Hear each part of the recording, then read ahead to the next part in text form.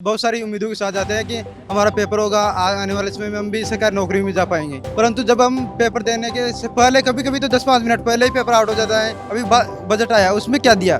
30,000 केवल सिपाही कर्मचारी दिए, उनके अलावा और कोई भर्ती नहीं है एक भी। और जबकि मतलब चुनावी बजट है, कह रहे हैं युवा आएंगे, युवा कहाँ पे आएंगे? अशोक गहलोत जी खुद चाहते हैं कि युवाओं से सचिन पायलट का रास्ता टूट जाए। हमारी सरकार आने वाली नहीं है, सचिन पायलट को हम आगे आने नहीं देंगे। अशोक गहलोत ने कई ऐसे सपने दिखाए हैं युवाओं को, जो कि कहा कि सरकारी नौकरी हमने दी है, हमने पेपर लीक होने के 2 घंटे बाद ही हमने आरोपियों को पकड़ लिया या फिर हमने 2 दिन बाद पकड़ लिया, ऐसे उन्होंने ये वादे भी किए हैं।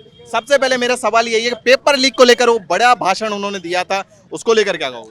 तो मैं अशोक गहलोत जी से ये बात करना चाहता हूँ कि आपको चाहिए कि जब विद्यार्थी जब पेपर देने जाते हैं तो हम बहुत सारी उम्मीदों के साथ जाते हैं कि हमारा पेपर होगा, आने वाले समय में हम भी सरकारी नौकरी में जा पाएंगे। परंतु जब हम पेपर देने के से पहले कभी कभी तो 10-5 मिनट पहले ही पेपर आउट हो जाता है।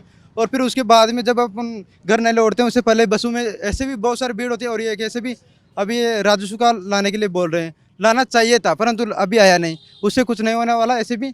और जिस प्रकार पेपर आउट हो रहे हैं, बेरोजगार की उम्मीदें सब टूट गई है। और इस बार जो अभी बजट आया उसमें क्या दिया?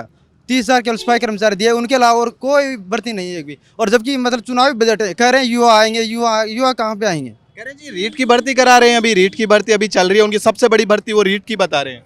रीट की भर्ती 2019 की थी, 2019 की 2022 तक अभी हुई नहीं, तो फिर उसमें क्या मतलब निकला? जब वो 48,000 पद हैं तो वो करवा रहे हैं, तो फिर उससे मतलब क्या निकलेगा भाई? जब 48,000 तो आप 2018 से 2022 आ गया, 2023 चल रहा है अभी वर्तमान में, जो भी वो अभी कुछ नहीं हुआ। फिर भी एक सिलेंडर भी कम कर दिया हमने तो। सेंटर कम करने से क्या होगा? अभी वो जब पहले वो जब वो बस सेकंड ग्रेड वाला पेपर हुए थे, वो पहला वो जब 3 बार वो बसें निकल रही थी, तो वो एक बार बस उनके सामने आ गई तो वो सभी के मीडिया में आ गया तो उनको रद्द कर दिया। और जब भी वो जबकि 21-22 को भी वो निकली थी, फिर भी उनको रद्द नहीं किया पेपर। ये सब क्या है? ये अशोक गहलोत जी खुद चाहते हैं कि युवाओं से सचिन पायलट का रास्ता टूट जाए। और अपन आने जैसे भी अशोक गहलोत जी वो खुद सोच रहे हैं कि हमारी सरकार आने वाली नहीं है, सचिन पायलट को हम आगे आने नहीं देंगे। अब 2029 तक देखिए अब क्या होता है। अभी एक मीडिया रिपोर्ट में आया था कि मुख्यमंत्री नहीं बनने देंगे सचिन को किसी भी हालत में। हालांकि मान का जो निर्णय होगा वही मान्य होगा ऐसे भी। परंतु फिर भी युवा तो यही चाहते हैं कि सचिन पायलट आए और हमारे भविष्य में जो हमारी उम्मीदें हैं उनके ऊपर खरा उतरे। और वो तो बनने के बाद ही पता चलेगा कि कौन उतरता है कौन नहीं उतरता है। परंतु फिर भी हम उम्मीद करते हैं कि सचिन पायलट आने वाले समय में राजस्थान मुख्यमंत्री बने। हम कुछ और बात करेंगे किसी युवा से और से कि अब की बार किसको मुख्यमंत्री पद देखना चाहते हो आप? किसको मुख्यमंत्री की जो गद्दी है उस पर देखना चाहते हो कि जी हाँ ये मुख्यमंत्री के? हनुमान जी बेनीवाल को। हनुमान बेनीवाल को बड़ा नाम है। हनुमान बेनीवाल आरएलपी पार्टी से वो आते हैं, राष्ट्रीय लोकदल पार्टी है।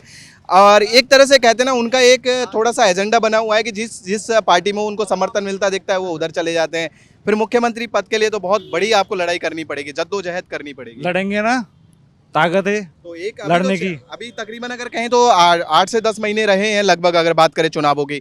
कब लड़ेंगे? 8 से 10 महीने तो आपको भूमिका बनाने में लग जाते हैं, वो तो बहुत है 8 से 10 महीने तो। क्योंकि पायलट है सामने। आप ये देखिए कि आपको बड़े बड़े चेहरे आपके सामने हैं, आपको लड़ना पड़ेगा। वसुंधरा राजे से लड़ना पड़ेगा, आपको लड़ना है किन किन से? आपके सामने ऐसे ऐसे नेता हैं जिनका नाम आप गिनोगे तो बहुत बड़ी लाइनें आती है। एक नेता है आपके पास बस, वो हनुमान बेनीवाल है। कैसे स्ट्रेटजी से काम करेंगे? पायलट साहब जी को तो अशोक गहलोत जी ने निपटा दिया ना, वो लगे हुए उनके पीछे। तो उनके साथ युवाओं का समर्थन है इस बार, ये ध्यान रखना। ये तो कोई दिक्कत नहीं है, वो तो।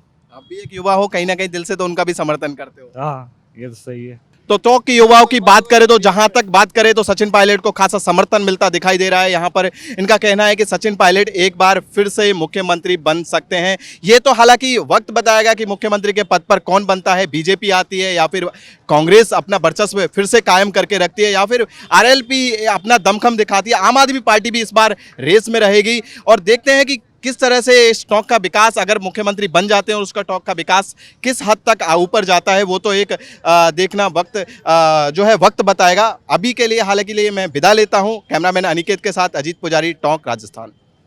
आप देख रहे हैं सौगंध टीवी, सौगंध वतन की।